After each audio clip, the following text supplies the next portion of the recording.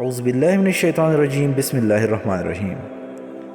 ناظرین، آپ دیکھ رہے ہیں فیتھفل انسائٹ یوٹیوب چینل۔ ناظرین، بنی اسرائیل میں ایک بادشاہ ہوا کرتا تھا جو انتہائی خطرناک اور ظالم انسان تھا، جو اس وقت کے مسلمانوں پر طرح طرح کے ظلم اور ستم کیا کرتا تھا، اور جو لوگ اس کا حکم ماننے سے انکار کر دیتے ان کو ہلاک کروا دیتا۔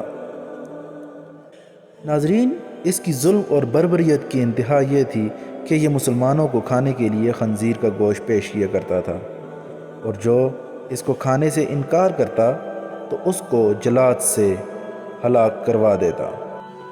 سلسلہ یوں ہی چلتا رہا، اور ایک دن اس علاقے کے سب سے بڑے عابد کو اس بادشاہ کے دربار میں پیش کیا گیا۔ لوگ اس عابد کے مرتبے اور فضیلت سے آشنا تھے اور نہیں چاہتے تھے کہ بادشاہ اسے ایسا کچھ بھی کرنے کو کہے جو اللہ کے احکامات کے خلاف ہو۔ اسی لیے لوگ آپس میں جمع ہو کر یہ مشورہ کرنے لگے کہ کیسے اس عابد کو بادشاہ کے چنگل سے آزاد کیا جائے۔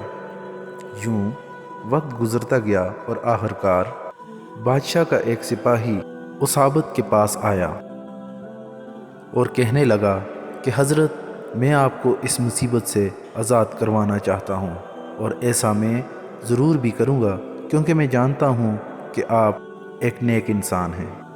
یوں اس سپاہی نے اس عابد کو کہا کہ آپ مجھے ایک بکری کا بچہ لا کر دیں جسے میں ذبح کر کے آپ کے سامنے پیش کروں گا، اور بادشاہ سمجھے گا کہ میں نے آپ کو خنزیر کا گوشت لا کر دیا ہے۔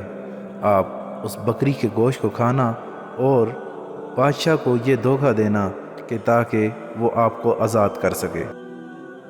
یوں منصوبے کے مطابق بکری کا گوشت لا کر عابد کے آگے پیش کیا گیا، لیکن جب عابد کے آگے یہ گوشت رکھا گیا تو انہوں نے یہ کھانے سے انکار کر دیا اور کہا کہ میں خنزیر کا گوشت نہیں کھاؤں گا۔